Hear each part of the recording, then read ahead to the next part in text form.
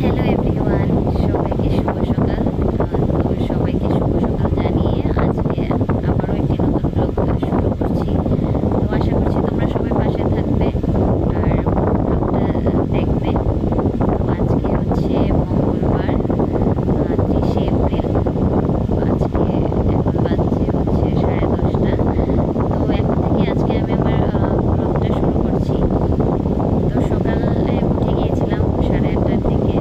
তো উঠে যা যা কাজ থাকে প্রত্যেক দিনের সেই কাজগুলো করে নিয়েছি। করে দেবাংশ উঠে গিয়েছিল আমার সাথে। তারপরে ওকেও খাইয়ে দিয়েছি। তারপর আমরাও চাটা খেয়ে নিয়েছি। খেয়ে ওকে আবারও সকালবেলা উঠে খেয়ে তারপর আবার ঘুমিয়ে যাই। তো ওকে ঘুম পাড়িয়ে দিয়েছি। তারপর তোমাদের সাথে এসেছি। তারপর আজকের ব্লগটা শুরু করছি। তো সব কাজই হয়ে গেছে সকালের, এখন সেরকম কোনো কাজ নেই। তো এখন স্নান টান করবো, তারপর খাবো, সেটুকুই। তো আজকে একটা স্পেশাল ডে আজকে। তো সেই ব্লগটাই তোমাদের সাথে শেয়ার করব। আর কেন আজকের দিনটা স্পেশাল অবশ্যই তোমাদের সাথে শেয়ার করব। তো আর যদি জানতে চাও কেন আজকের দিনটা এত স্পেশাল, তো অবশ্যই আমার সাথে থাকতে হবে আর পুরো ব্লগটা তোমাদের দেখতে হবে। তো আশা করছি ব্লগটা তোমাদের ভালো লাগবে। আর যদি ভালো লেগে থাকে অবশ্যই আমার চ্যানেলটাকে সাবস্ক্রাইব করে আমার পাশে থেকো। অবশ্যই আমিও তোমাদের পাশে থাকবো। তো দেখতে থাকো ব্লগটা, আশা করছি ভালো লাগবে। তো দেবাংশ তো ঘুমিয়ে গিয়েছিল। তো আমি ভাবলাম যে আমি একটু আমার চুলগুলি তো এখন আর দেবাংশ হওয়ার পর থেকে আর কি বলবো, মানে মেনটেন করার সুযোগ পায় না। তো ভাবলাম এই হিমালয়া প্রোটিন ক্রিমটা আজকে একটু চুলে দিয়ে নিই, তারপর শ্যাম্পু করব। তো দেবাংশ যেহেতু ঘুমিয়েছে, তো এই ফাঁকে আমি একটু চুলে ক্রিমটা দিয়ে দিয়েছি। তো তারপর স্নান টান করে এই ঠাকুরের কাছে মোমবাতি আর প্রদীপ জ্বালিয়ে একটু দেখিয়ে নিলাম, কারণ পুজো তো আমাদের সকালবেলায় হয়ে যায়। তো আমি মোমবাতি জ্বালিয়েছি আমার প্রিন্সেসের নামে, বিকজ আজকে আমার মামনির জন্মদিন। তো ওর নামে একটা মোমবাতি জ্বালালাম, প্রদীপ জ্বালালাম। তারপরে আমরা রেডি হয়ে গেলাম, মার বাড়িতে যাব। তার জন্য রেডি হয়ে গেলাম। দেখো দেবাংশ ঘুম থেকে উঠেছিল, তার জন্য ওর মুখে কোনো হাসি নেই।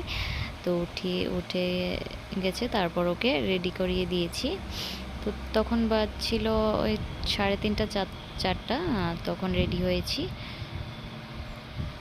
তো এই দেখো আমি আর দেবাংশ চলে যাচ্ছি মার এখানে। আর আজকের দিনটা তো বলেইছিলাম স্পেশাল, কারণ আজকে হচ্ছে মামনির জন্মদিনটাই। দেখো কথা বলতে বলতে এসেও গিয়েছি বাড়িতে। আর দেখো দুই ভাই কি খেলা করছে। ওকে পেলে আর কিছু লাগে না, নিজে ফেলে দিয়েছে আদর করতে করতে। তো এই দেখো আমার ছোট বোন বসে আছে। আর এটা হচ্ছে আমার মাসিমণি, আমার মার সাথে চাকরি করতো, এখন রিটায়ার্ড হয়ে গেছে। অনেক ভালো, অনেক দিন পর মাসিমণির সাথে দেখা হয়েছে। আর এই দেখো আমাদের বার্থডে গার্ল, ও বিজি বেলুন ফোলাতে। যদিও এবার বার্থডে করা হয়নি সেরকমভাবে, জাস্ট একটা কেক কাটা হয়েছে। আর মানে আমাদের বাড়ির আশেপাশে যত ছোট্ট বাচ্চারা ছিল ওদেরকে ডাক দিয়ে একটা কেক কাটানো হয়েছে, এতটুকুই।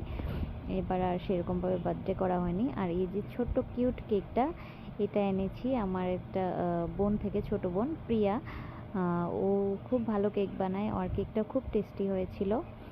আর এই যে বার্থডে গার্ল রেডি হয়ে গেছে, ছোট্ট একটা সেলিব্রেশন করেছি। তো এখানে ওর মা নিয়ে ওকে ফটো তুলে দিচ্ছে, এই দেখতে পাচ্ছ তোমরা।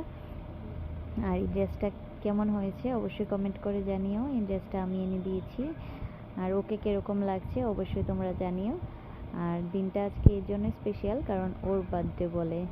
আর যদিও এভাবে তো পালন করতে পারিনি জন্মদিনটা, খুব ছোট্টভাবে পালন করেছি, জাস্ট ছোট বাচ্চাদেরকে নিয়ে, আর কিছুই না।